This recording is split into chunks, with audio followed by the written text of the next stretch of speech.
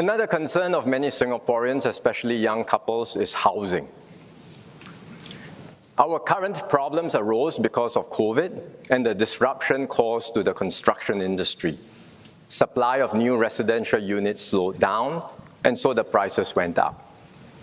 But we have since implemented a series of cooling measures to help stabilize the market. And we have been busy ramping up supply. Minister Desmond Lee and the team at MND and HDB have been hard at work. As you can see, they have been on the ground supervising project after project. By early next year, the backlog will be cleared. All the BTO projects delayed by COVID will be completed, and residents can collect their keys soon.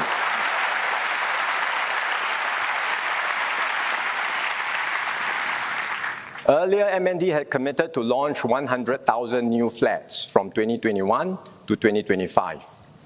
By December, they will exceed 80,000 units. By next year, they will deliver all 100,000 units as promised.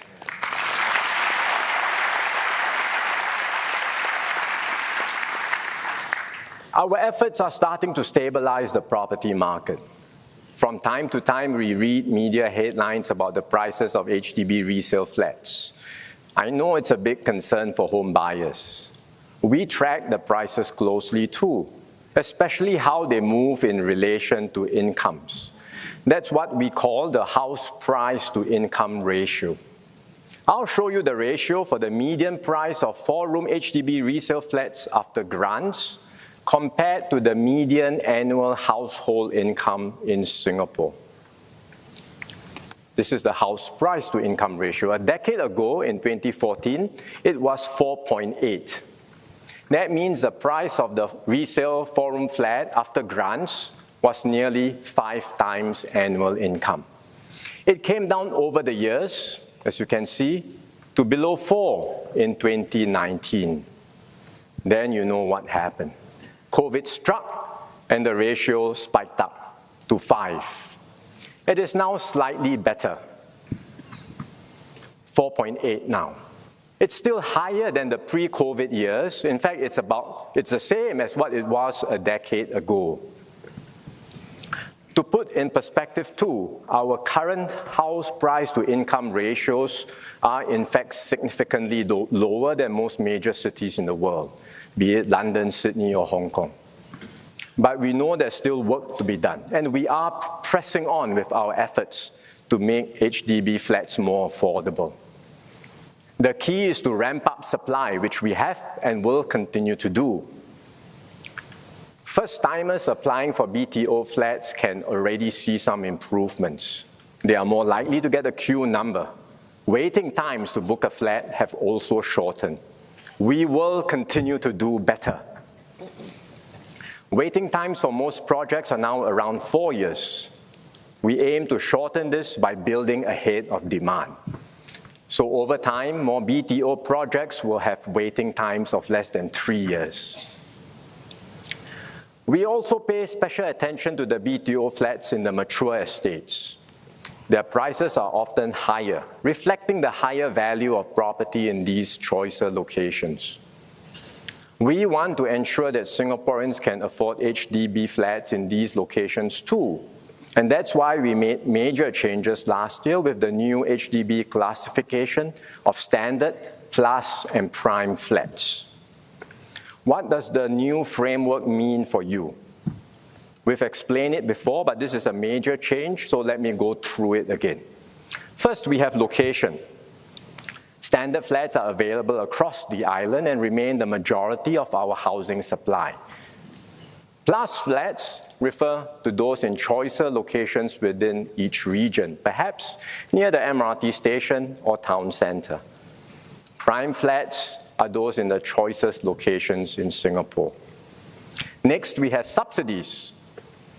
The usual subsidies for standard flats, more for plus flats, and the most for prime flats. This will keep plus and prime flats within reach of the majority of Singaporeans.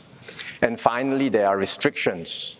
Tighter conditions will apply for the plus flats and the tightest conditions for the prime flats.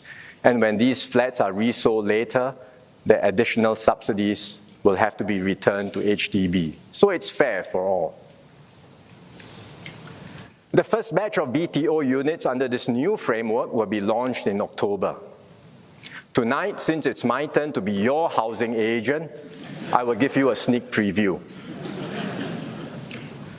The October sales exercise will include BTO projects in many towns like Sengkang, Bayshore, and Kallang Wampu. Let's take a young couple who hopes to buy a 4-room BTO flat in the new Bayshore Vista project. It looks something like this. A resale flat in this area is quite expensive. I'm sure all of you know that. But this will be sold as a BTO plus flat at a lower price of $580,000. The couple has a combined income of $7,000. They will enjoy an enhanced CPF housing grant of $25,000, so they can take a 25-year HDB loan, and they will be able to service their mortgage mostly with their CPF savings, with minimal cash outlay. So that's how we keep flats in this area affordable for young couples. Take another example of a couple with lower income applying for a 3-room flat. They can try for a unit at Sengkang. There's a project at Fernville Sales. This is a standard BTO flat. It will cost about $300,000. This couple has an income of $4,000. And because the income is lower, they will enjoy a higher grant of $55,000. They too can get a 25-year HDB loan, and they can finance it entirely with their CPF. That means zero cash outlay. Of course, the couple can also try for a 3-room plus flat at Bayshore, but that would be more of a stretch for them financially. So I think we can do more to help lower-income couples get their first homes. Currently, they can get an enhanced CPF housing grant of up to $80,000. We will increase the grant, especially for the lower-income groups. Minister Desmond Lee will share more details soon.